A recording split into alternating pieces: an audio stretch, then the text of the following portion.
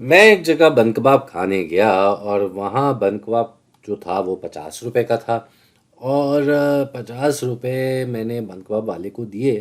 لیکن میں نے کہا کہ بھائی وہ اتنے پیار سے میرے پاس بن کباب لے کے آیا ہے، اور 50 روپے تو بن کباب کے ہوئے، تو کچھ ایسے پیسے ہیں جو میں تھوڑے بہت اس کو بھی دے دوں۔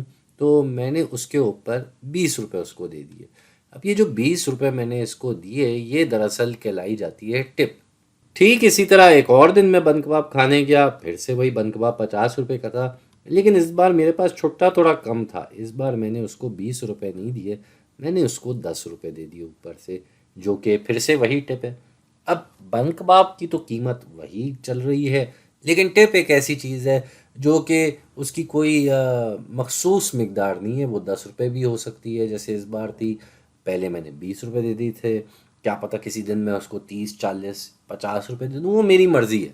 تو یہ جو مقدار ہے 10 روپے 20 روپے، یہ فکس نہیں ہے، یہ ایک ہی مقدار نہیں، یہ بدل سکتی ہے۔ تو یہ جو مقدار ہوتی ہے اس کو ہم کہتے ہیں متغیر مقدار، یعنی کہ اگر میں 50 روپے کے اوپر کچھ بھی اور پیسے دے رہا ہوں جو کہ ٹپ کہلائی جاتی ہے، تو یہ جو ٹپ ہے، یہ جو ٹپ ہے، یہ دراصل ہے متغیر مقدار۔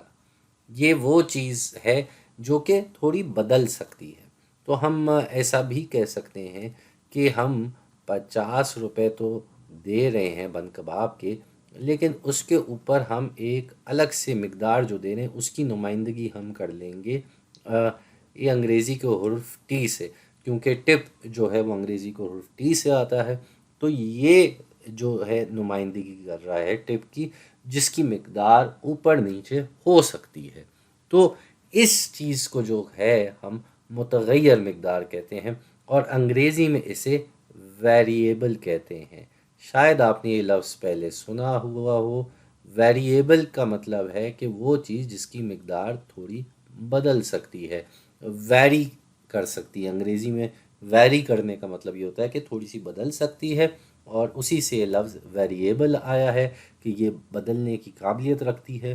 اور الجبرا میں یہ بہت مرتبہ آپ استعمال کریں گے اس چیز کو، کوئی بھی ایسی مقدار جو بدل سکتی ہے یا چھپی ہوئی ہے اس کو ہم ویریبل کہتے ہیں، یعنی کہ متغیر مقدار کہتے ہیں۔